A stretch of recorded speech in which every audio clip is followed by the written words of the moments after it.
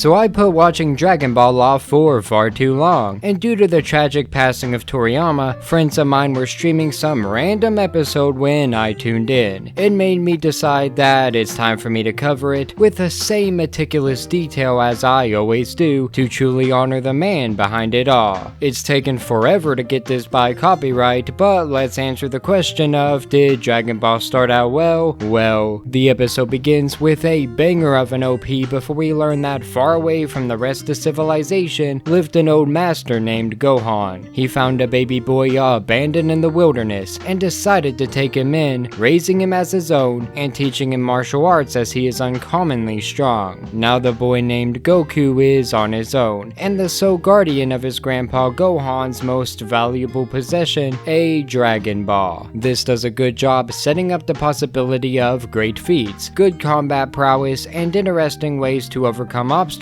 due to Goku's more sheltered life, giving us an idea of the fights we may see throughout the series that he is prepared for, while also leaving the extent of those fights up in the air for us to find out. It gives importance to whatever a Dragon Ball is, by introducing it as Gohan's most prized possession, but not spoiling what exactly makes it so valuable, whether it be monetary, sentimental, or even something more mystical is left in the air for us to continue to find out, while also teasing others to be after the Dragon Ball by referring to Goku as its guardian, more foreshadowing for future conflicts. Now we get a title card, The Secrets of the Dragon Balls, while possibly showing us what they are, 7 orange balls with stars labeling their order. After some scenes of the beautiful wilderness and wildlife with, is that a freaking dinosaur?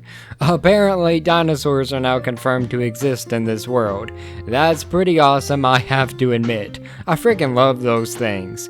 Anyway, we see a boy that we can assume to be Goku balancing on a log. Is that still considered a log? I don't know the correct terminology, but he's balancing on it as he rows to a new destination and carries a giant saw. The giant saw gives us a hint at his physical strength and how he is moving the log, an idea of how his mind works in terms of practical solutions. He greets some monkeys that are hanging in there, demonstrating that he seems to treat animals as equals, since besides Gohan, they are what he has spent the most time around. Rolling down to his house, he practices his martial arts, ending it by shattering the wood he brought all the way there after throwing it into the air with ease. The wood lands chopped in a perfect pile, showing more of a demonstration of his strength, ability, and problem solving all at once, but making the poor guy pretty hungry in return. We learn that a visitor is heading his way, one that will change his life for better or for worse.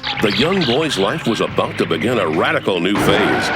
Totally radical. Thank you, narrator. A girl whose name seems to be plastered on her shirt for some reason exits her vehicle and checks some kind of radar before speeding away, possibly setting her up to be one of the people that are after the Dragon Ball. After equipping a pole of some kind, Goku says he's after some food before saying bye to the Dragon Ball, calling it Grandpa, making it seem like the homie thinks the Dragon Ball in some way is his grandpa, which is honestly a little sad. It's also the 4-star Dragon Ball, which I don't know if that's important or not, but hey, it's worth pointing out just in case. As he goes to walk away, the ball starts to shine, with Goku saying he's never seen it do so before. If it was responding to his sentiments, then it would have done so prior to now, so it has to have some relation to the only thing that's changed from the usual, the uninvited guest heading his way. After deciding on fish to eat, he monkeys around a bit, showing some acrobatic abilities before stopping for a snack. After hitting this poor kitty on the head with an apple, a chase happens, giving us a glimpse of Goku's speed next. It also shows us how innocent and careful the little dude is. Little homie doesn't have a care in the world that kitty cat wants him as a snack. He leads the cat off of land, falling into the water below, showing some tactical intelligence and quick thinking. The branch he holds onto breaks though, sending him into the water as well. Still not breaking his stride, I like that. After stripping down to air dry his clothes, he pees in the water and decides to fish with his tail. Something I never questioned him having until now. As he calls for little fish, we see a giant sucker approach that Goku has no problem kicking into submission. 2 threats taken care of so far with minimal effort on his part. As he drags the fish home, he gets hit by Bulma and sent flying into a tree, giving us a glimpse of the durability he possesses at this point.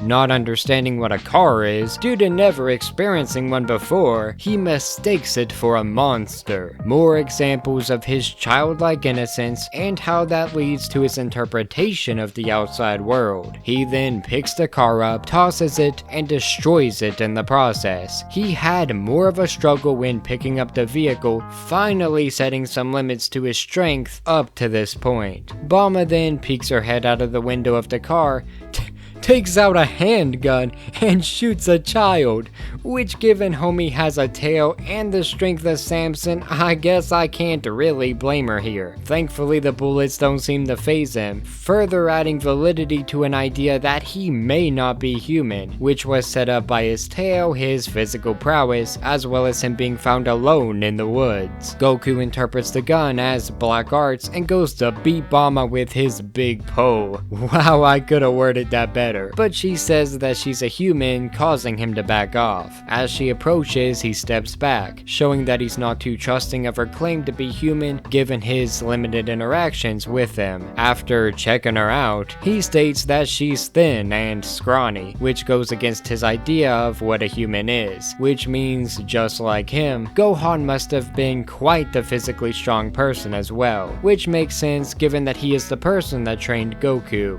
Bulma reveals that her build being different than his is because she's a girl, as Goku admits to never seeing one before, or any other humans besides his grandpa, adding some more of an idea of who Gohan once was, living entirely alone, isolated from everyone else, but still willing to take a boy in, disrupt his entire dynamic for the sake of a kid with a tail. Goku says that he was taught to be as polite around girls as he possibly can. Grandpa Gohan seems like he was a pretty good man. Bulma feels the same, calling him wise, as Goku peeks up her skirt and tells her that he passed away long ago, getting scolded by Bulma, but once he says he was checking for a tail, she calms down beside surprise at his own. Goku tries to cheer her up by telling her that maybe girls just grow tails slower than boys do, which although very misguided, does go along with his kind-hearted innocence demonstrated so far. He wonders how she got her monster to listen to her, with her saying that it's a car, and Goku saying that he was taught what those were, equating them with the big cities, asking if that's where she's from, to which he is correct. He invites her home for lunch, she checks the radar, confirms it's the same place, and that she is after the Dragon Ball which was set up earlier. Goku says they can eat, talk, then play together, with Bulma saying they won't do anything improper, and Goku innocently not knowing what she means. More examples of the purity that he's an example of, with Bulma finding his innocence to be adorable. As they walk home, they exchange names and fight over who is weirder. They are kids after all. Bulma compliments his house before the two head inside, seeing the Dragon Ball glowing and hearing it hum, a sound that Goku believes is his grandpa trying to communicate with him, somehow making his earlier belief even sadder. Bulma pushes him out of the way and grabs the ball, excited to find what she was after, but making Goku mad in the process. He retrieves the ball from her, saying that it's the only thing his grandpa left for him to remember him by, which demonstrates that he does understand the difference between the ball and his grandfather after all, which is a good distinction to finally make. Bulma shows Goku her balls, her Dragon Balls.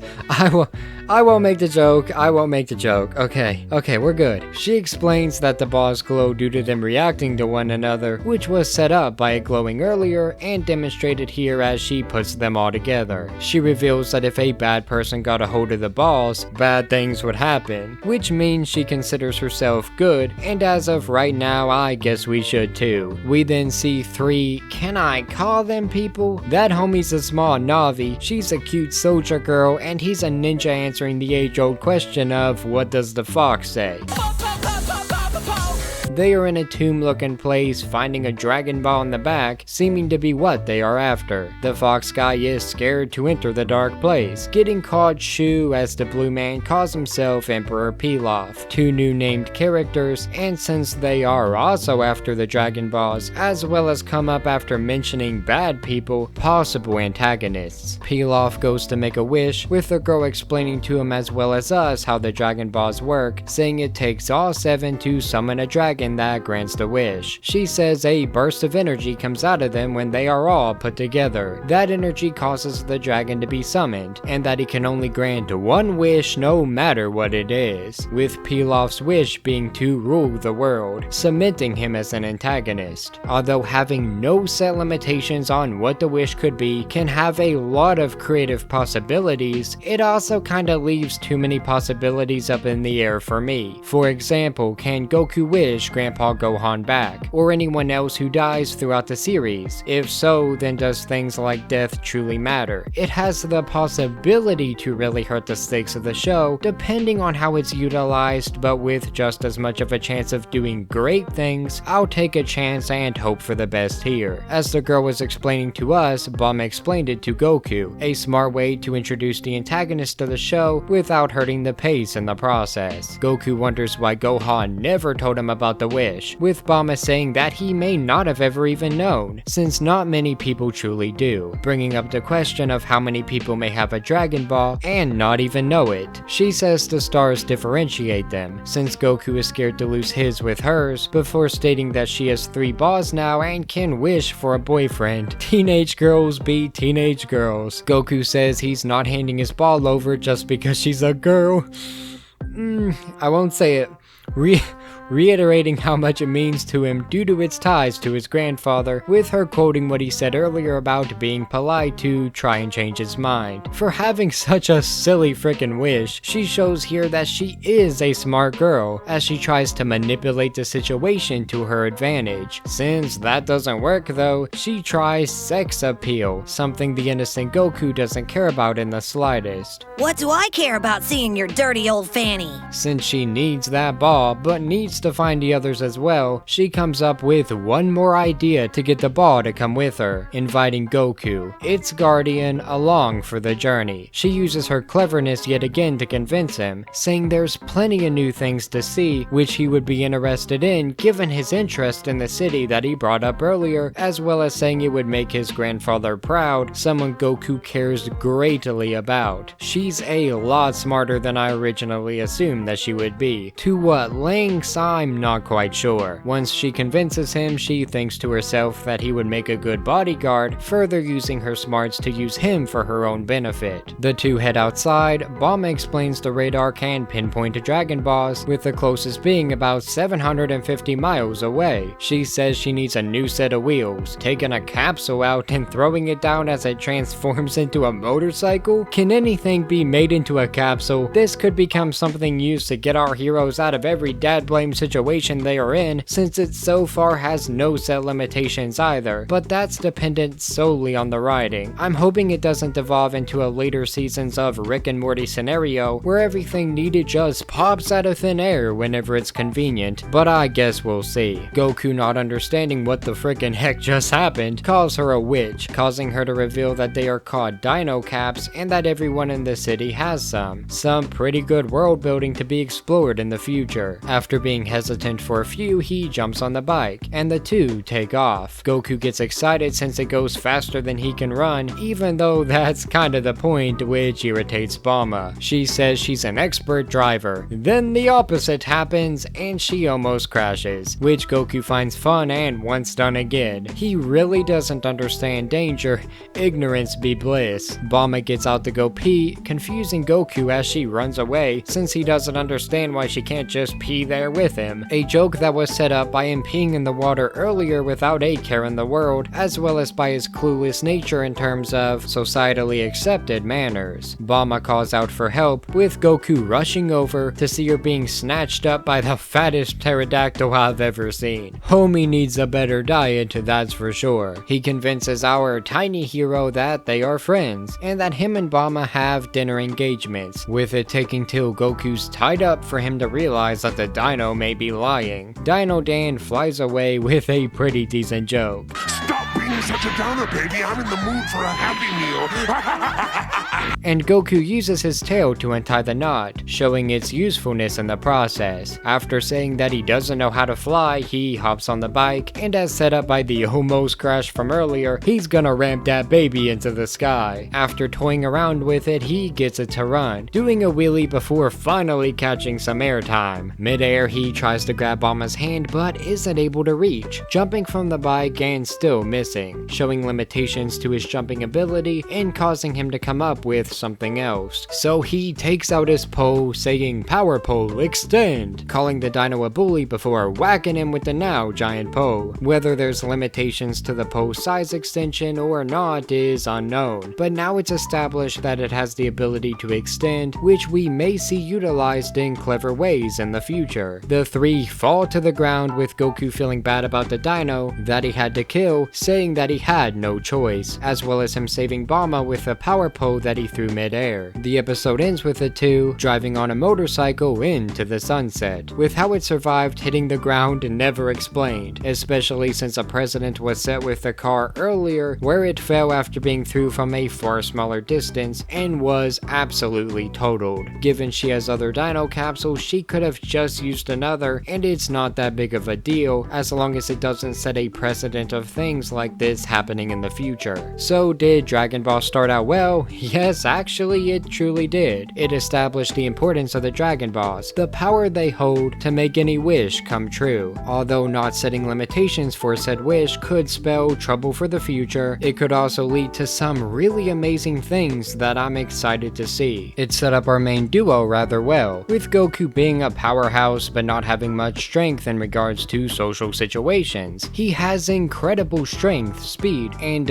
forest smarts, able to think up impractical solutions in ways that seem practical to him, having me hyped for some clever problem solving to throw me off the game in the coming future. It also showed the intelligence of Bulma, her capability to manipulate situations based on how she knows the people involved, and given her large collection of Dino Capsules as well as her radar, it's obvious she has came prepared and can really prove her own worth in the partnership. The brain to Goku's Brawn, if you will. Although the duo balances each other out well, they need enemies to give them the chance to prove that, giving us an antagonist in Pilaf and his crew, with them already finding a Dragon Ball themselves, making the two groups destined to come head to head over it. We don't know much about them, leaving their thread up in the air, but given they are going against kids, they have to be balanced in some regard. Aside from them, the dinosaur that gets wrecked by Goku at the end shows us the danger of the world itself, where